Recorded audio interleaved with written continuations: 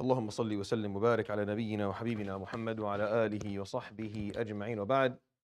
يروي الإمام البخاري في صحيحه عن أبي هريرة رضي الله عنه قال قال النبي صلى الله عليه وآله وسلم. So starting tonight, inshallah, I'm going to shift over to a different theme. After we talked about understanding Iman, maybe for 4 weeks or so, I'm going to spend the next maybe 2 to 3 weeks, depending on how this goes. I'm going to talk about the mindfulness or matters of the tongue. Take a look at how many times the Prophet ﷺ spoke and talked about the dangers and the benefits and the issues regarding the usage of what we say, the use of our tongues and our speech and what we say in our lives. And you're going to be surprised that there's enough material to go on until like after Hajj, but I'll maybe do 2 or 3 weeks of it just for, I need to keep it short. But still, the Prophet ﷺ spent quite a bit of time talking about this, and you'll see from his narrative or the way that he talks about ﷺ that this is looked at from a number of unique different angles that I think are important for us to contemplate. And the hadith that I'll start with tonight is probably one of the most famous of all. One of the most famous of all. And you've heard it before, but I'll inshallah shed a little bit of light on it. He says عليه الصلاة والسلام, narrated by Abu Hurayra in the collection of البخاري, قال إن العبد لا يتكلم بالكلمة من رضوان الله لا يلقي لها بالا يرفعه الله بها في الجنة درجات وإن العبد لا يتكلم بالكلمة من سخط الله لا يلقي لها بالا يهوي بها في جهنم.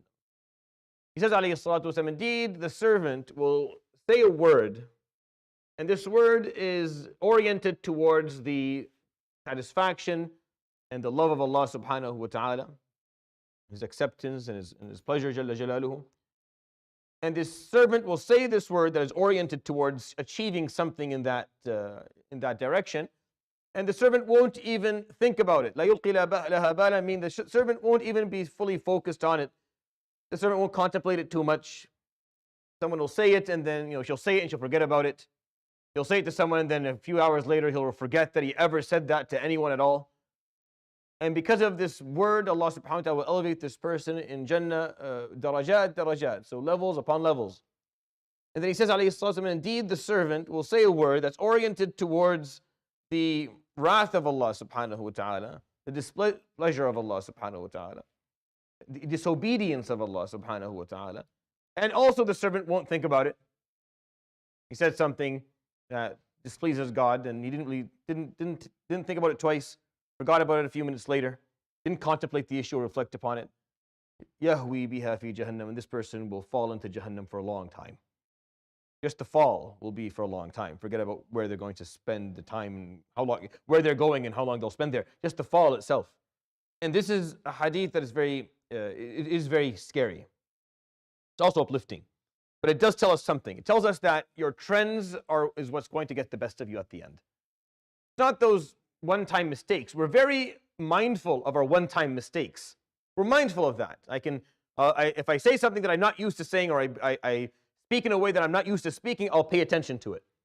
I'll notice it. So I'll be given the opportunity to repent. If you notice that you did something wrong, you can repent from it. But if you didn't notice you did something wrong, how are you going to repent from something that you didn't even acknowledge happened? You can't repent or ask Allah subhanahu wa ta'ala for forgiveness or fix something that you don't even notice that you're doing. If it's just happening, then you've lost the ability to fix it because you can't see it. But if you make a mistake, it'll be clear. Just like if you do a good deed, it'll be clear. So this hadith is saying your trends are what's going to get the best of you, and eventually. Eventually, it's what your habits are. If you're someone who has a habit of saying things that are negative and hurtful and harmful, you don't even think about it, it's going to get the best of you eventually, because you're going to say something that really does cause harm, causes real harm. You say it, it's the wrong person in the wrong moment, and it kills that person. Not literally, but metaphorically, it hurts them really badly. And they struggle because of that word that you said. I know each and every one of you sitting here to remember at least one time in their lives, well, someone said something to them. Until this day, 15, 20, 25, 30, 35 years later, they haven't forgot about it. They remember that one word, that way, that gesture. Maybe it's a smirk. Could it be something that was so negative at the time that just left this bad taste in their mouth. They just never got over it. Beware. Beware of your trends. Beware of your habits and what you do when you don't think about. Right? the mindless activities, the things that we just do. Beware. And also use them well, because the hadith doesn't start with this negative piece that I'm focusing on. I'm trying to scare you a bit, because that's more a problem. If you're someone who's negative and harmful and hurtful, you say things that can be interpreted in a way that you make people feel bad about themselves. You point out flaws all the time. You're always pointing out how they didn't do something well. You mock, you joke, you say something that demeans them or makes them feel less. Someone walks in and you look at someone and you laugh because they speak in a certain way, and it hurts them. You forget that even happened. Yawm al-Qiyamah, you won't even remember that you saw that. Like, some of the people who argue with the malaika is like, that didn't happen. I never mocked this person. I never met that person. That's how little that moment meant to you. I have never even met this human being in my life. How is it that I mocked them? And then you have to go back in that book and figure out, no, for a split second, for a one moment time type of thing, you met that person, you said something extremely negative, and it harmed them, or you mocked them, or you made fun of them, and it harmed them, and it left, and it scarred them, especially with children. Beware. When it's with children or younger people, beware. Oh, that is not a thing you want to do, because that can stay there for a long time. And then you'll be punished for it. And you didn't even think about it. But the opposite is there too. When you're positive and you're kind and you're tender, you're helpful, and that's your trend. Whenever you see someone who's in need of something, you say something nice, something positive. You compliment something they did. You make them feel better about themselves. You lift them. You elevate their status. Anything nice, you forget about it. You say something, it's a trend. You said something nice, you forgot about it. Yawm al-Qiyamah, like, oh, all these hasanat because of that one person you inspired. And then you look at the person. Are you sure this is my book? I've never met that person in my life. I never met that person, but not that I'm okay taking the hasanat, but I didn't meet the person. You don't remember it because it was a one-time thing. It was really quick. You just said something nice, and it really did inspire them, and they felt good about them. So you granted them some confidence that they didn't have. They needed confidence. You gave it to them. Didn't even think about it. And then they go on to do great things in their lives, and you're carrying all the hasanat from that, and you don't even know. Your trends will ruin you. Your habits will get the best of you eventually. Be careful. Be careful what you say.